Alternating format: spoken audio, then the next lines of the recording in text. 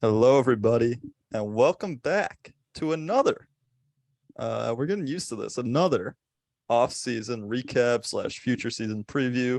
Today we are covering the New Orleans Pelicans. Some would say they are one of the most promising up-and-coming teams in the league. Maybe on a similar trajectory to the Memphis Grizzlies, who showed a lot of promise this past season with Ja Morant. The Pelicans have dealt with their fair share of injuries to big pieces. They moved on from franchise players in the past, like CP3 and Anthony Davis. But they finally seem to be settled in. They finally seem to have their core, letting go of Lonzo Ball a couple of years ago. They had an okay season, but yet again, they had another top 10 pick. For those listening right now on Anchor, Spotify, Apple Music, there is a visual component as always. So check out our YouTube, Hustle and Hoops on YouTube. And you can see the wonderful presentation that we have with it to kind of visually aid everyone. So without further ado, let's just get right into it, huh? Yeah. As always, we start off with our top four stars, cores, and pieces. Guys, there's only one star core piece like that can be number one. We've dealt with teams where we don't really know the order of things to put it, but on this team there really is an order of things, and that is the number one. That is Zion Williamson, the former number one overall pick. Missed the entire last season due to his foot injury. Dove, I'll throw it right over to you first. He's coming off a major injury. He showed promise, but he has not played a full season in the NBA. We've dealt with guys who have had issues with injuries. We've gotten to the Michael Porter Jr. argument. I don't want to bring that up again. But Zion Williamson he's got a chip on his shoulder. And that's rare for a guy who was hyped as much as he was. What's your expectation for him this season? Obviously you've said it, if is a strong factor. He plays this season. I see him doing the same thing he did in his rookie season in the 30 so games that he played, which was being a damn near all-star. I mean, the guy is and probably still will be, or was and probably still will be, an all-star, capable player, because he is going to go out there and just be physically dominant in every sense of the word. I don't know what to expect because we haven't seen him play. Yeah, sure. But we still see the physicals. It's still there. And that's what we were attracted to with Zion in the first place. So, yes, the foot injuries are a big thing. The foot injury is a big thing. The time miss is a big thing, but he's still the same.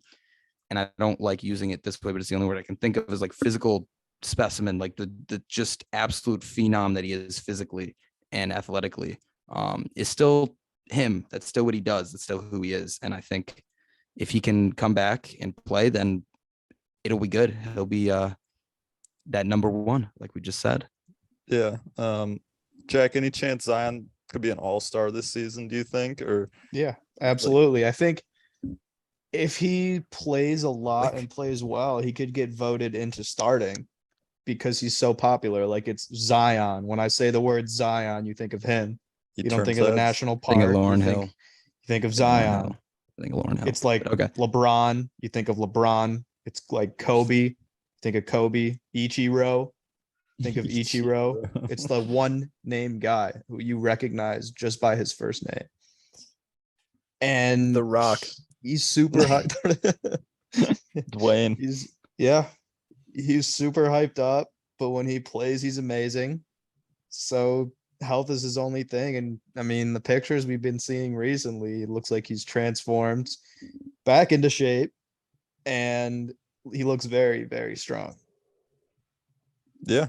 JD, anything to add on Zion before we move on to their 2, 3, 4 guys?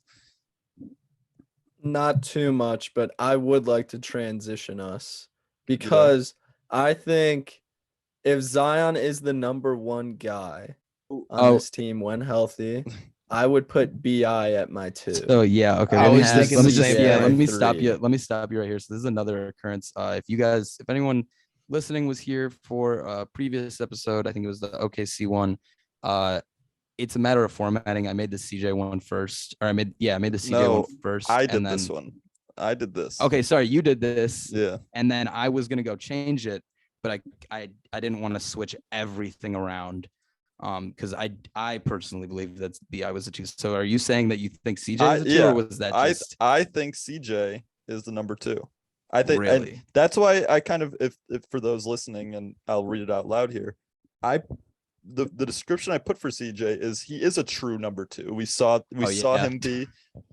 him be Robin to Dame's Batman for years in Portland, and Brandon Ingram was Batman before Zion came, when he was the centerpiece of the Anthony Davis trade, and he was made an all-star team.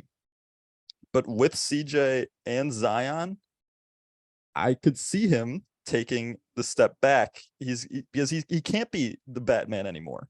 He's got a Batman and a Robin on his team already.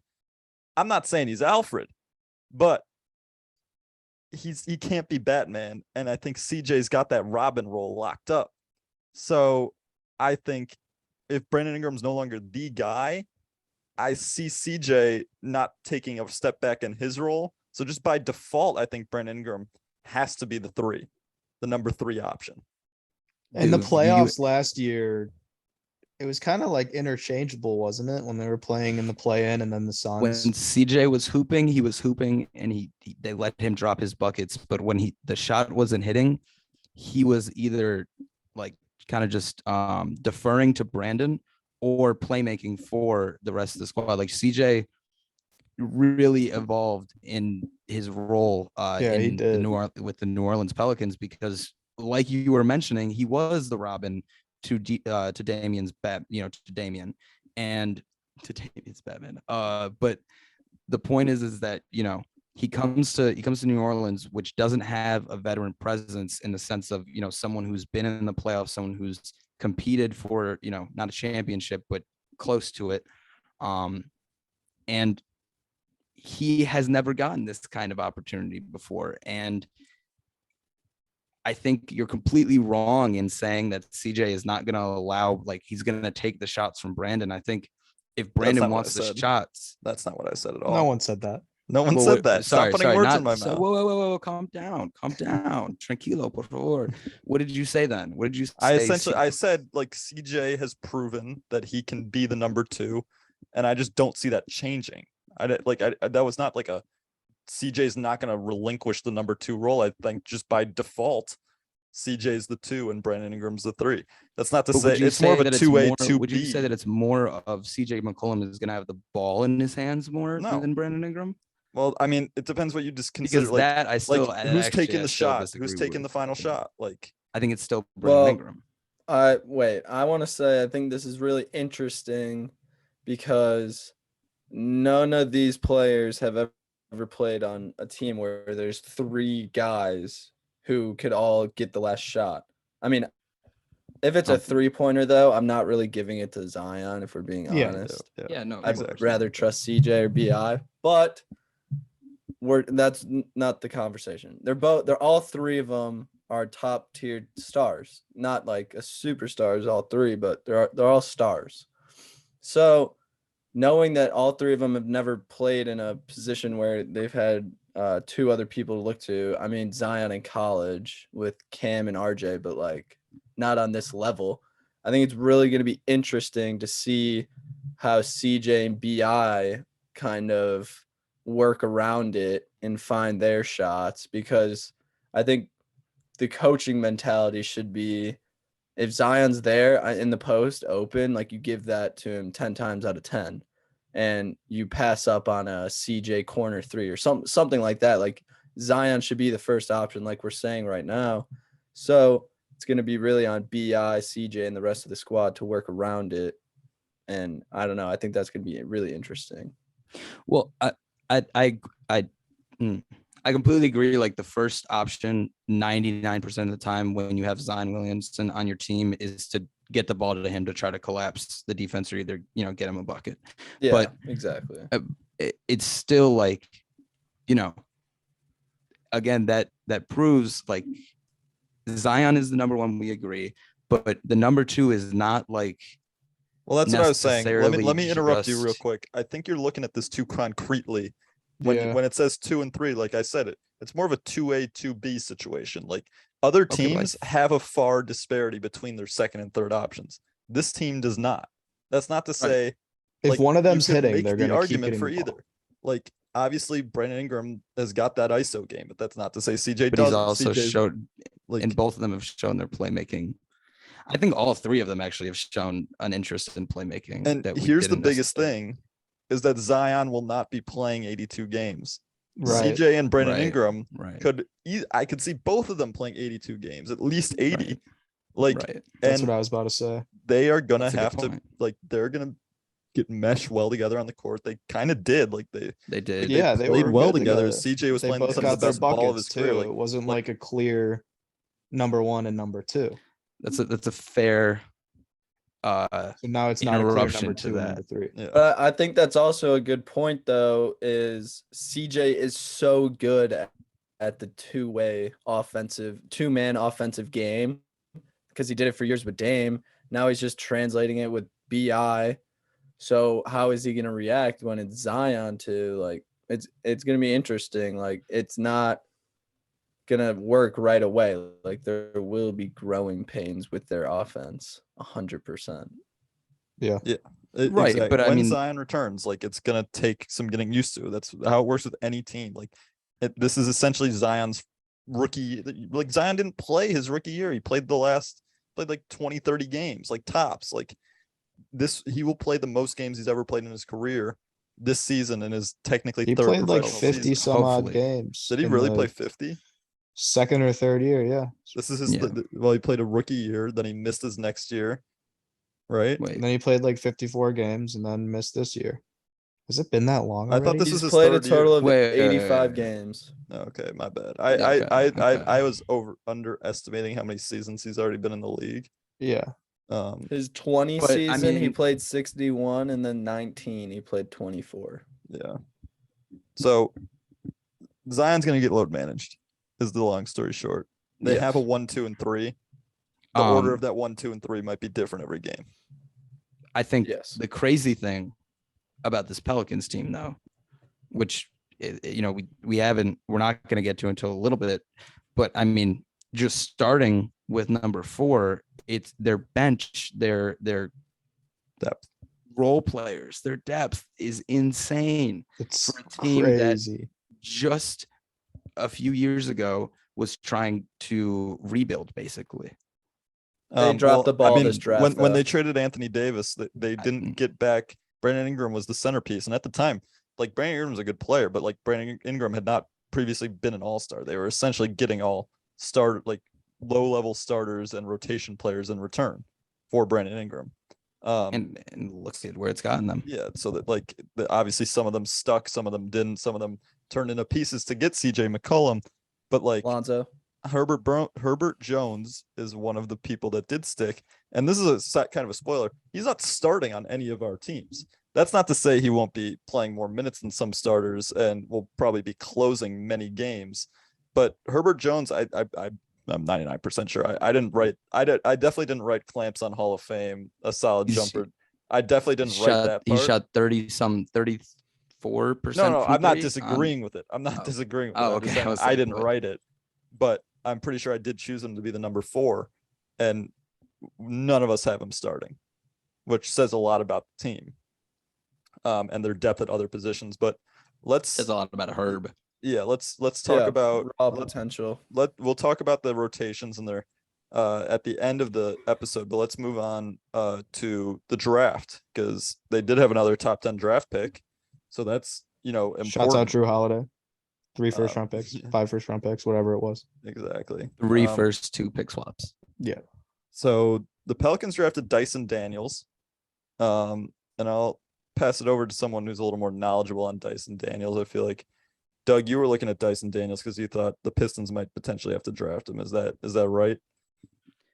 For a period of time, yeah, but then I kind of drifted away because it's not he wasn't necessarily the prospect that I was looking for us to add. I think he's not terrible. I think I wouldn't say he's not good. I'd say he has a raw talent.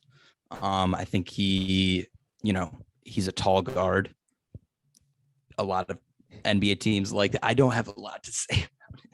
I'm not gonna lie to you. I mean, we saw him in the Rising Stars game. We saw him in the Rising Stars game, which was cool. He was the only player from G League Ignite to ever to play in the Rising Stars game, which was really cool. That's great for him. Now he gets to show us on the next stage what he can do. I think Jaden Hardy did, but Yeah, he did. keep going. You're right. He did, but still. Second player to ever play. They were there together. They were there. They were there together. So They were, first players. They were there together. first group. First group to ever play in. Yeah, whatever. But maybe once we get to see, then we can come on and tell you what we think. But as of right now, Dyson and Carlo Matkovic. Duve, I know you have some feelings about someone on this list. Yeah, I mean, if you guys have listened, we are Big Ten fans. So seeing EJ Liddell on this list is not fun because he went to Ohio State and he gave Michigan and Michigan State buckets. He was a good Big Ten player, and he was a college player. Exactly. That's the difference here is EJ Liddell was a great Big Ten basketball player, but it's not gonna translate to the league. And it's very sad because he did tear his ACL, so he's not going to get the chance to show that this year. And we never wish injuries on any players. That's not the podcast we are here. But or not with that said, I For still the injury, believe we thought he was going to be a bust. That's the long shot. Exactly. That's I still the believe point. he's a bust with or without injury. So that's my take on him. And Dyson Daniels, I also believe he was just one of those guys who got a top 10 selection because he had so much hype around him. I don't think he's gonna translate to anything. That's my opinion. To that point too, he did do the Pacers. They have like that sprint that they do. They have like their special sprint drill that they do. The beep test? I don't think it's the beep test. I don't know what it is. It's like a line drill. But the Pacers have a special drill that apparently y'all are so annoying. That apparently he did like the best since I don't know, someone a while ago. Miller. That left shrimp. All right. Shuv is just saying random things now. Just move on. Go back to that picture. Edition. Go back. Wait, to the I picture. didn't ask. Yeah, Don't just have him on here for no reason. Yeah. Well, okay. We can Ryan Anderson. Look at bro. Eric Gordon. Dude, that's such a strap. Look at Eric Gordon. Look Young at that. That's Eric Gordon. Tyreek. That is Tyreek, isn't it? And the young Drew. Yeah. Yep. And That who's is a young 33? Who is What? that? That's I Ryan know who Anderson. that is. Ryan Anderson. Why does he Oh, look then so who's old? 14? goated in 2K? I don't know who 14 is. Yeah, Ryan Anderson was lit. I don't know. It looks Yeah, like biggest- AD's so happy. biggest bag for Yeah. for the most useless white man shooter ever. But yeah, key additions and I losses. think that was Yeah. So a good pick. yeah, we talked about the draft picks, and I think with their like not so busy offseason, they were planning on having both of their top draft picks actually be a part of this team coming up. I think they wanted EJ Liddell to succeed. Like they obviously wouldn't have picked him if they didn't think he had potential. But that's a different conversation. Like we don't think he has potential, but like they were gonna No. try and make him a thing. He's Same Garza. with Dyson Daniels. He's Worse. Garza. But Garza dropped 55 in Michigan and lost. besides Dyson Daniels and EJ Liddell and Carlo through the draft, they locked up their former two-way point guard who was playing run in the playoffs, Jose Alvarado, to a very team-friendly deal. And then they also gave Zion his rookie max extension after sitting out a full season. But obviously, like we said about Michael Porter Jr., if he is playing, he's worth that money. We just have to see it on the court first. So like as of right now, it's a good deal. As far as their losses go, they really lost no one. They obviously traded people like mid-season last year, so players who started the year on the team are no longer with them this upcoming year. But the only player they lost was Tony Snell. Do you agree with like the Pelicans, Jack? Like just saying this is like we were in the playoffs last year. Let's just run it back. Like Absolutely. I mean, they Yeah. didn't have Zion last year, and they took the number 1 seed Suns to 6 games. Like that doesn't just happen. Like that, they were really good with CJ, with BI, with Herb Jones. Jackson Hayes showed a couple flashes, but we'll see if he ever gets there. And I mean, when we get down to the 10-man rotation, I don't see how adding anyone that was available this offseason would have benefited the rotation because they got these young guys and so many of them that they need to give all of them playing time. Simple as that. Yeah, I mean, they really had a fairly quiet offseason. Duville, like anything Yeah, really stick out to I you want- here? Like I Tony wanted to Snell? say Like, something real yeah. fast. No, Tony Snell, he doesn't even deserve a comment. That was a But comment the Jose just now. Alvarado deal, that was a great thing to do because it was 7 mil. And then the last thing I wanted to say was they didn't just take the Suns 6 games. They took them to 6 games and had very credible Competitive. people Yeah. thinking that they were going to maybe even win it. So A lot of that had I to do really with the like what they injuries to got the- going to the on Suns here. guards, but It's true. The Suns weren't. I mean, Alvarado he gave him a handful, yeah, but they're all developing. They need that playing time, like Jack said. So The I point think guard they're situation. on the right route.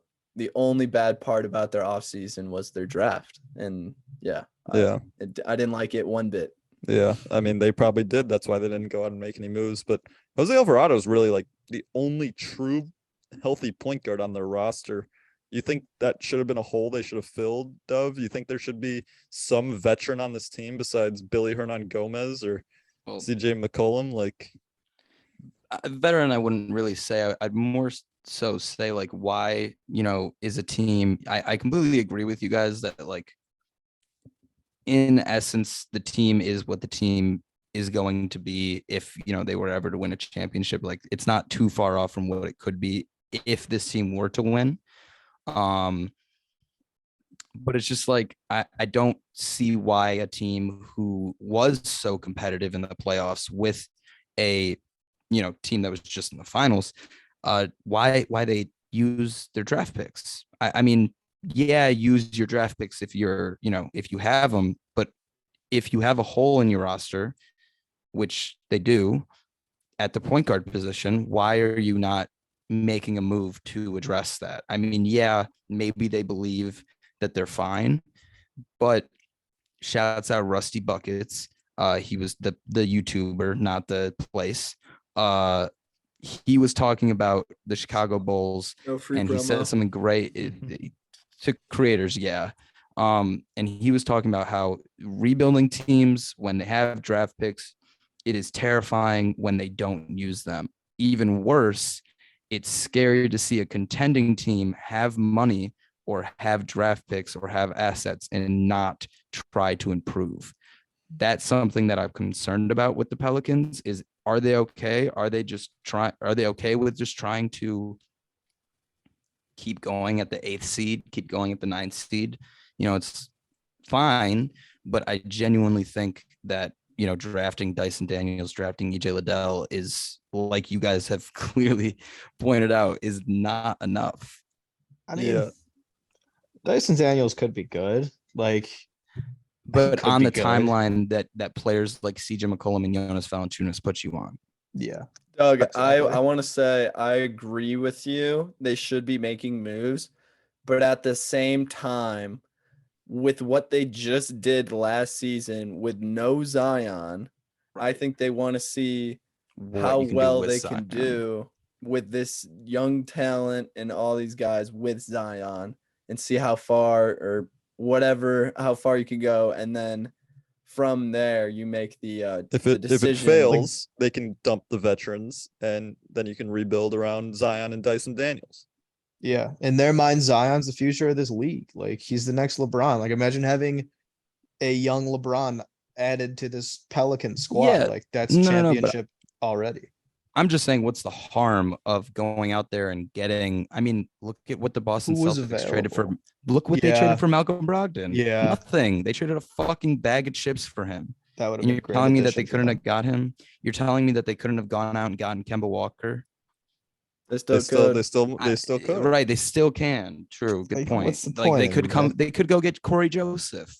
I know we hate Corey Joseph, but like Kojo gives good He- minutes. he Yeah, could he give does. good minutes Just he 'cause could we're backup young. minutes. Like I will say also, And we Dove, have 2 with point your guards. talk on like that use your draft picks, like I believe this draft pick technically is from the Anthony Davis trade, and their draft pick went to Portland for CJ McCollum. I could be wrong on that, but I'm pretty sure that's what happened for this season. I'm pretty sure this was a Lakers draft pick. still an asset. Yeah.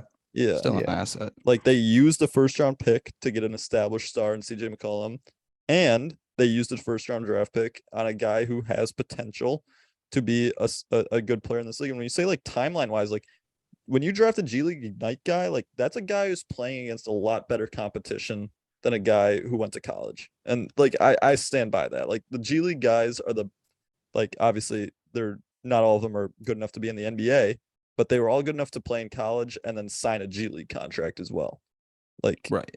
they're obviously might be on the same level as some of these college guys that they're playing against, but it's good competition. And Dyson Daniels, that's why they drafted him. Like he's got the potential, and if they need him to, he might be able to give him some run. I don't know. I'm not trying to make it seem like they're screwed whatsoever. It's more just like you look at this, you look at the pages that we're looking at, and you say, that's not a lot.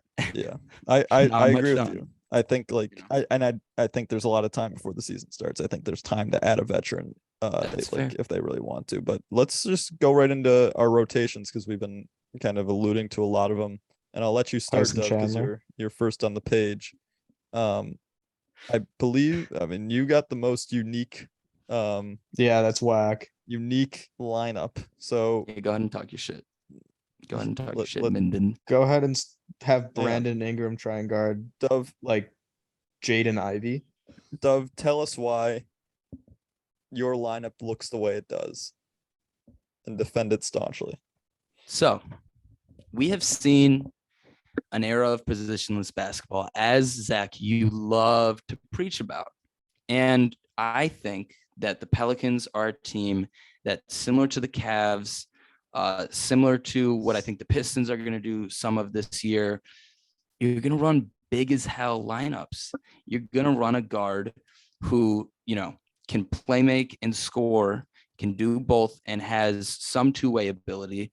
CJ obviously isn't the best example of that, but you get the point. Then your two guard is going to be, he's got to be 6'7" or up, and he's going to be a shooter, more than likely, just 3-and-D guy, but could be a little bit more. You see your guys like your Paul Georges, I don't know, Paul George, and then you got Zion at the 3, talking big body.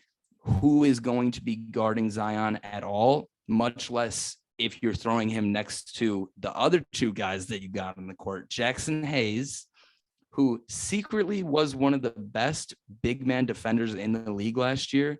You guys can go look up the advanced stats. It's true.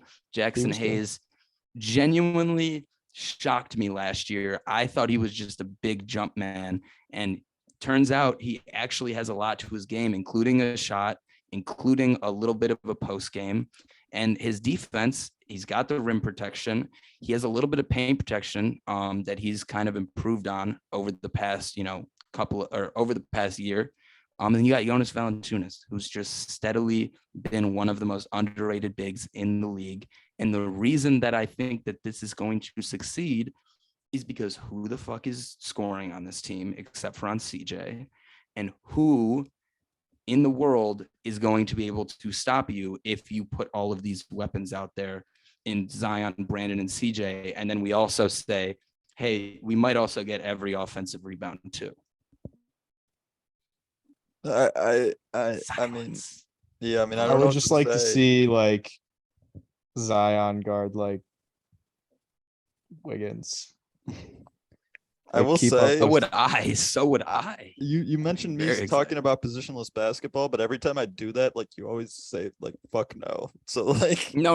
like, now it works for you. works for this him when he because wants this to. still Yeah. has this still follows a similar formula. I still have a guard, a lead guard, and then I have my secondary ball handler, and then I have my forwards and bigs.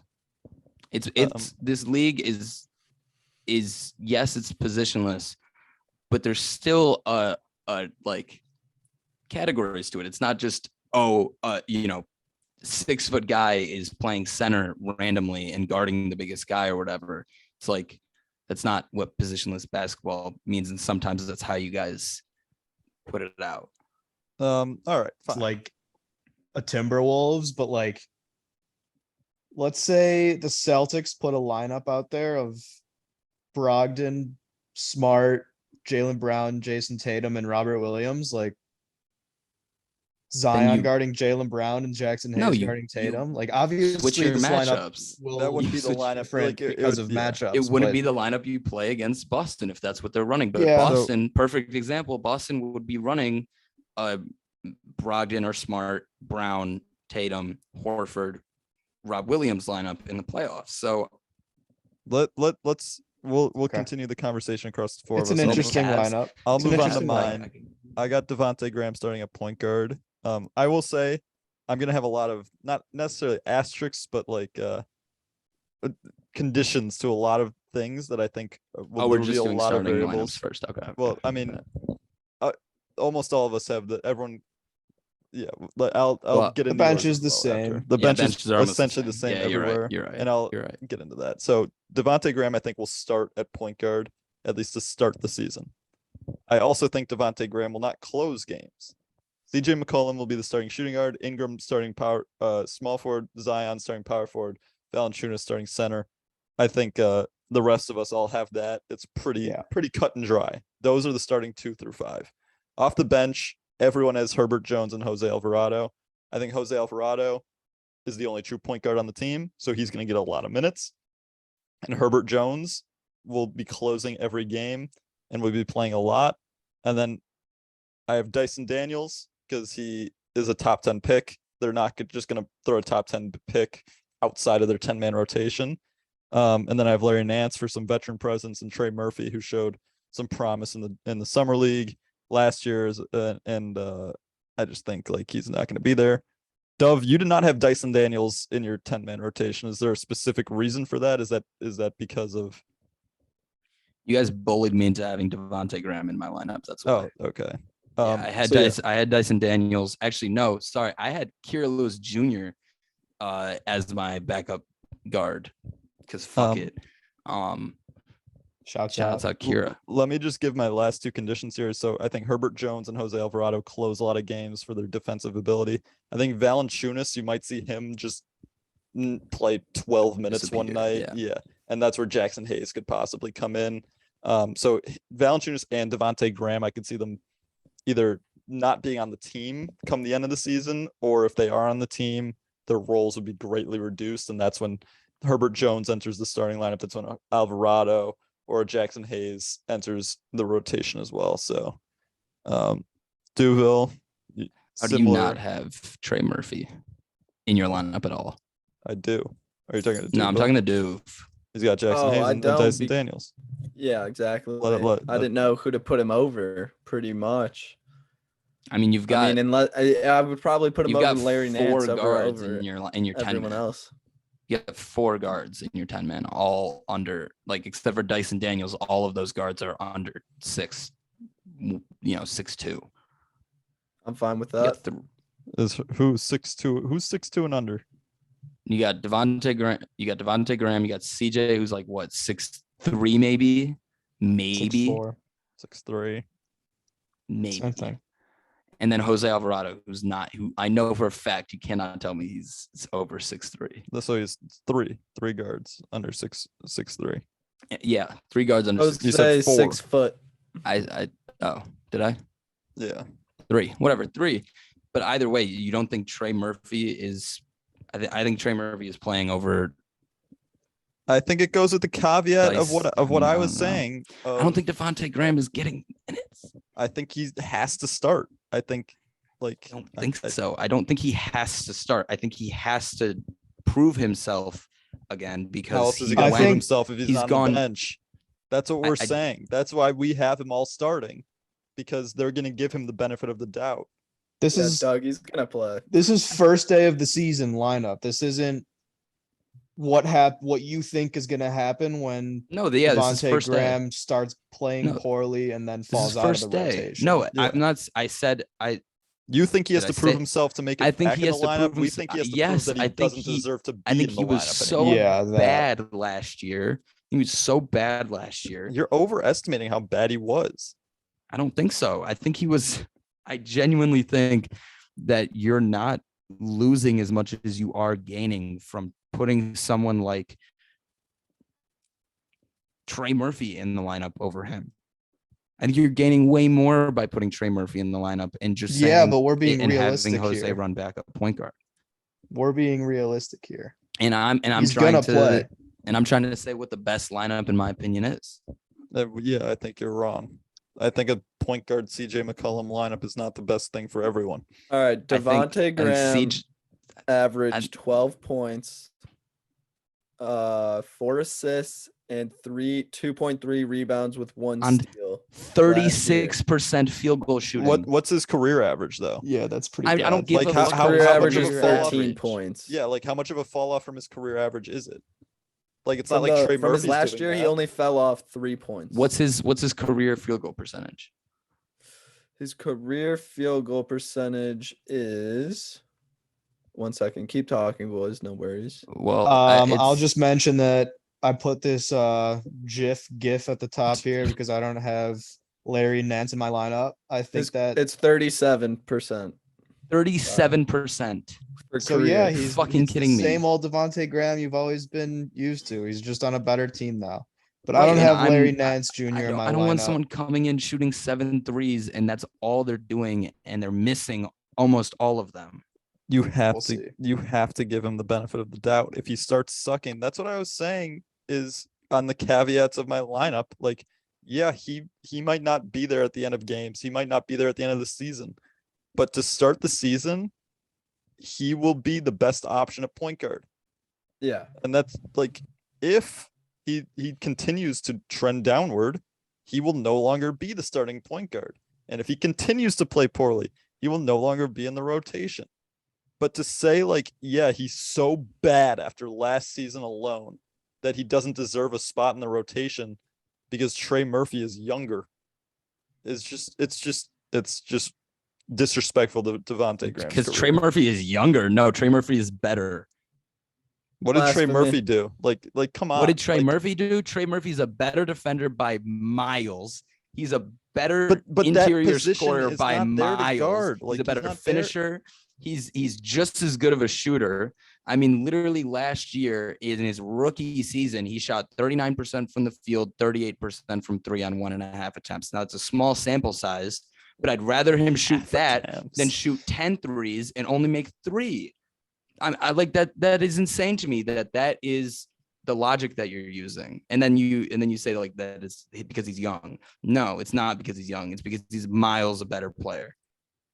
Jack, Dove is not letting you talk at all. So why don't you? Sorry, Jack. Never go ahead. does.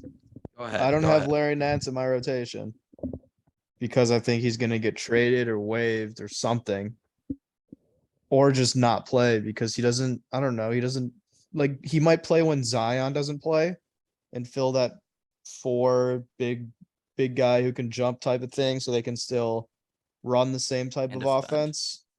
But You got I anything to just say on the don't- I don't Devontae see it. Graham front? Devontae Graham is going to be the starting point guard the first day of the season, and that is it.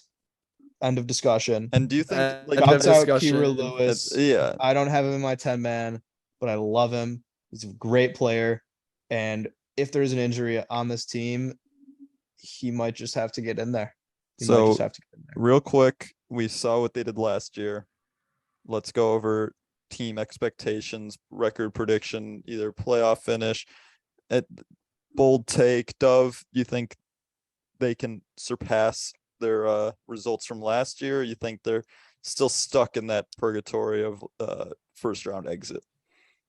Well, they were 36 and 46 last year.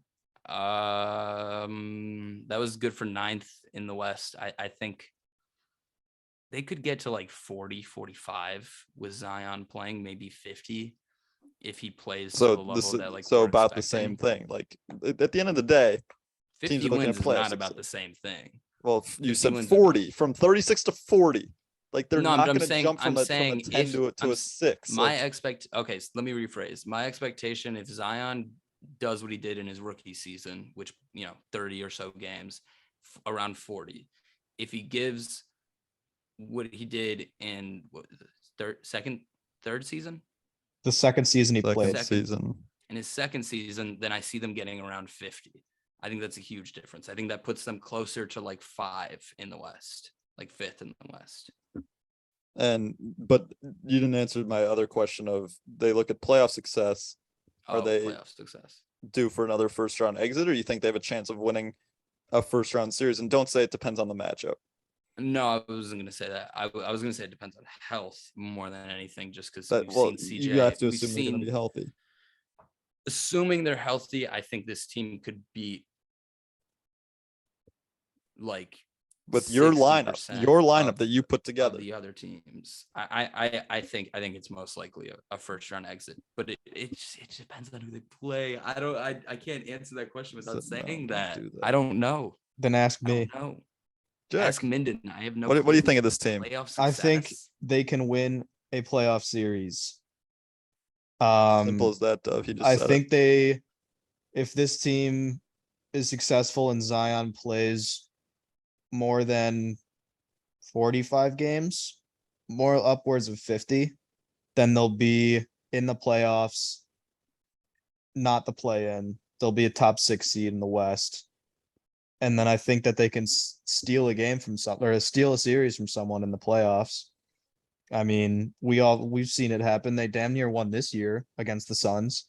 Let's say the Suns have another good regular season and they get matched up with the Pelicans at like 6v3. Their Pelicans are going to beat them, in my opinion. And I think ceiling for them is conference finals. It's a little early for that, but like shit happens in the playoffs where teams like the Hawks got to the conference finals. The Nuggets, they were really good, but the Nuggets got to the conference finals Yep. when the Clippers probably should have. Everyone said Lakers Clippers that year. Yeah. I remember. I think that could be that type of thing where it's unexpected, but this team has the guys to be that good. And Duville, real quick, you more on the side of Dove or Jack on that one?